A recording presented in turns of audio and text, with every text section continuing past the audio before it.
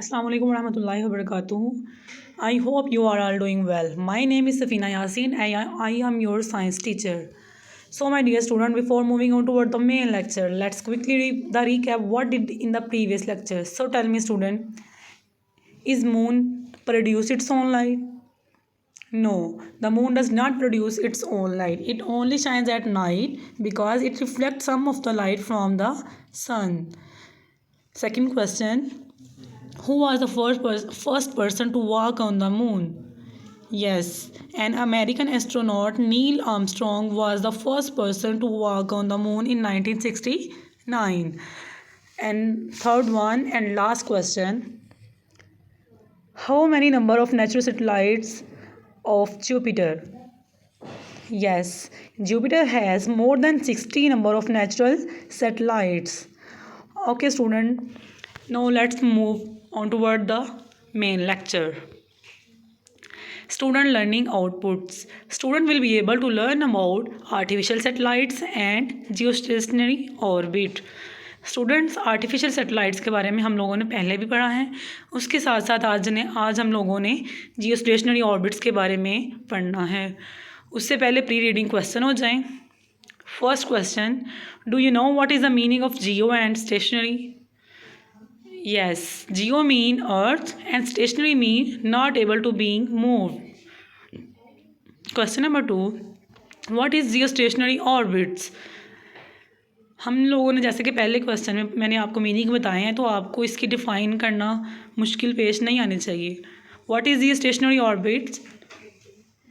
The satellites orbiting the earth are in geostationary orbits. जो satellites अर्थ के इर्द गिर्द रिवॉल्व करते हैं उनको क्या कहते हैं? जियो stationery orbits. Okay student, reading पे आते हैं। पेज नंबर आप लोग ओपन कर लें 137। Artificial satellites. Although planet earth has only one natural satellite. हम लोगों को पता है कि ज़मीन का सिर्फ एक ही नेचुरल सैटेलाइट है, और वो कौन सा है? Moon, the moon. There are hundreds of artificial satellites orbiting it.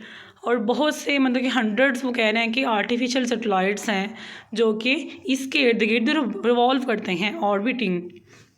These satellites were put in place by rockets and their orbit is in the shape of an ellipse. ये जो satellites होते हैं आर्टिफिशियल, इनको rockets के through हम लोग space में भेजते हैं और इनकी शेप कैसी होती है? एलिप्स। और एलिप्स किसको कहते हैं? ऐसी शेप जो मतलब जो एग की तरह की शेप हो, बेस भी, just like an egg shape. A satellite keeps going around the earth and does not fly off into space.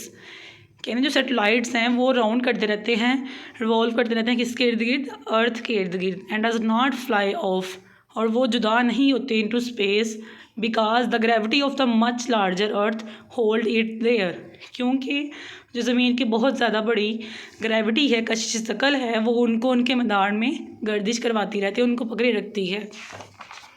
अब ये नहीं कि वो उसको पकड़ लेती है, बल्कि वो ग्रेविटी की मदद से उनके अंडर रहती हैं और वो उसके इर्द ऑर्बिट में रिवॉल्व करते हैं। पेज नंबर 138 है। However satellites can not stay in orbit around the earth forever. ताहम जो सैटेलाइट्स होते हैं वो हमेशा के लिए अर्थ के इर्द गिर्द रिवॉल्व नहीं करते, बल्कि वो डिपेंड करते हैं on it's size and it's distance from the earth. वो उनके साइज़ पे और डिस्टेंस के फासला कितना है उनका ज़मीन से, इस चीज़ पर वो डिपेंड करते हैं कि वो कितनी देर उसके इर्द गिर्द रिवॉल्व करेंगे। अ सैटेलाइट में stay up for a few years और सेवरल हंड्रेड ईयर्स। कह रहे हैं वो सैटेलाइट्स कुछ सालों के लिए या चंद हज़ार सालों के लिए जो है उनके इर्द गिर्द मूव करते रहते हैं, चंद सौ सालों के लिए, सॉरी, या चंद सालों के लिए, या फिर चंद सौ फ्रेंड्स। आप पेज नंबर 138 ओपन करें। However satellites can not stay in orbits around the earth for ever.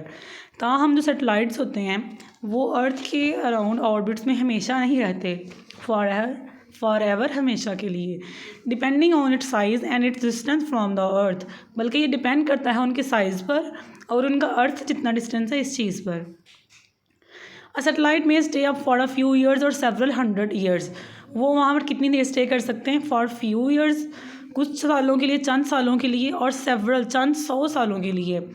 As a satellites orbit the earth, जैसा कि हम जानते हैं कि सैटेलाइट्स क्या हैं, ऑर्बिट्स हैं अर्थ के।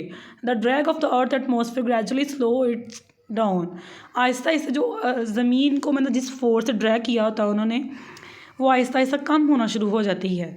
इवेंचुअली द सैटेलाइट स्पीड शोज down so much that gravity pulls it back to earth, आखिरकार ये इतना कम हो जाती है उसकी स्पीड सैटेलाइट्स की कि जो अर्थ है उसके जो कश्य शकल है, ग्रेविटी है, उसको वापस खींच लेती है। Friction causes more satellites to burn up as they hurtle at high speed through the atmosphere। जो फ्रिक्शन है, फ्रिक्शन कहते हैं रगर को, कहते हैं रगर की वजह से ज़्यादातर जो सैटेलाइट्स हैं वो जल जाते हैं क्योंकि वो फ़ज़ा में तेज़ रफ्तारी से दौड़ते हैं। अब एक्सरसाइज का क्वेश्चन है, क्वेश्चन नंबर 5 ओपन कर लें। क्वेश्चन नंबर 5 है students, what is the geostationary orbits, why is it necessary for communication and navigation satellites to remain in the same position above the earth's surface। अब इस question में 2 question पूछे गए हैं। First question है कि geostationary orbit हैं क्या, और दूसरा ये कि हमें क्यों नेसेसरी है, क्यों ज़रूरत होती है कम्युनिकेशन और जो नेविगेशन सैटेलाइट्स हैं वो सेम पोजीशन में रहते हैं अर्थ सरफेस, सतह ज़मीन के ऊपर। अब फर्स्ट क्वेश्चन जो है उसका आंसर देखते हैं हम लोग, जियोस्टेशनरी ऑर्बिट्स हैं क्या। जैसा कि मैंने आपको शुरू में बताया था कि जियो का मीन, पहले वर्ड देखें, जियो स्टेशनरी जो है ये 2 वर्ड का कम्बिनेशन है, geo stationary. Geo mean earth and stationary mean किसी चीज़ में कैपेसिटी ना होना, कैपेबल ना होना उसका मूव करने का। स्टेशनरी मतलब बिल्कुल साकुन। अब ऑर्बिट्स हम लोगों ने पहले भी पढ़ चुके हैं कि ऑर्बिट्स किसको कहते हैं, रिपीटिंग पाथ। जिस तरह की मैंने आपको एग्जांपल दी थी, हमारे साइकिल का जो पहिया है वो अपने एक मरकज़ के इर्द गिर्द रिवॉल्व करता रहता है, तो वो जिस दायरे में, जिस रास्ते में वो गर्दिश करता रहता है बार, हाँ, उसको हम लोग कहते हैं ऑर्बिट्स। अब इसकी डिफ़ाइन पे आते हैं।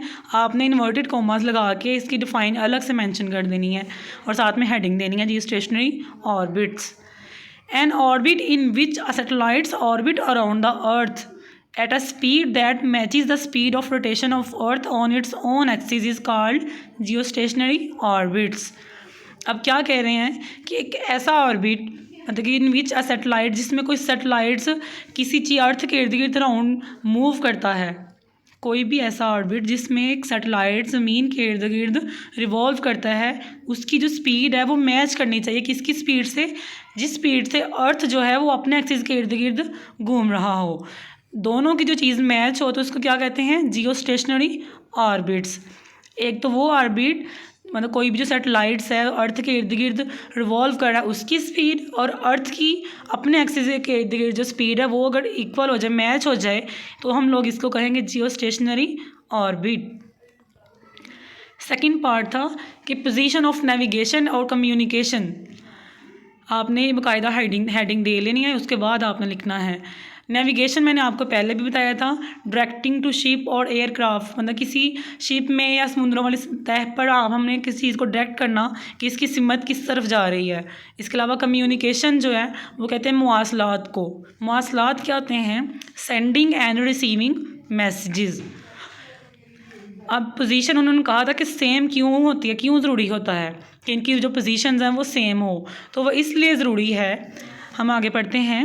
In order to avoid the overcrowding of so many satellites and for proper coverage of specific area, communication and navigation satellites remain in same position above the earth's surface। अब कह रहे हैं कि हमें जो बहुत ज़्यादा क्राउडिंग हो गई हो, मतलब बहुत ज़्यादा हजूम जमघटा बन गया होता है सैटेलाइट्स का, उसको अवॉइड करने के लिए और इसके अलावा प्रॉपर कवरेज, कोई एरिया जो है उसको में कम्युनिकेशन और नेविगेशन जो है वो बिल्कुल हम लोगों ने प्रॉपर तौर पर कवर करने के लिए इनकी जो पोजीशन होती है हम उनको सतह ज़मीन पर सेम रखते हैं। होप्स हो कि आपको समझ आ गई हो। ओके स्टूडेंट, नेक्स्ट जो होमवर्क है वो आपने इसी क्वेश्चन को लर्न भी करके आना है, और होमवर्क भी इसके साथ साथ आपने पेज नंबर 137 एंड 138 को रीड करके आना है अच्छे से। ओके, अल्लाह हाफिज़।